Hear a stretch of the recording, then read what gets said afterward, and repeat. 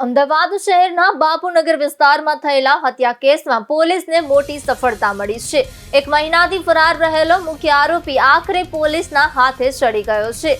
10 જૂન 2026ના રોજ બાપુનગરના હીરાવાડી વિસ્તારમાં શિવશક્તિ મંદિર નજીક 28 વર્ષીય શુભમ કોરી પર જૂના અંગત ઝઘડાની અદાવતમાં હુમલો કરવામાં આવ્યો હતો।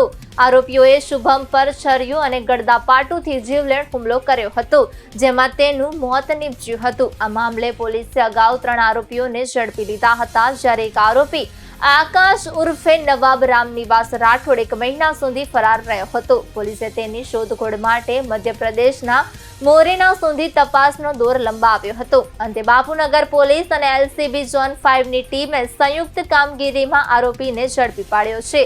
પોલીસ તપાસમાં સામે આવ્યું છે કે આકાશ સામે અગાઉ ઓઢવ પોલીસ સ્ટેશનમાં લૂંટ અને ધાડ જેવા ગંભીર ગુનાઓ નોંધાયેલા છે। હાલ પોલીસ દ્વારા વધુ પૂછપરછ હાથ ધરવામાં આવી રહી છે।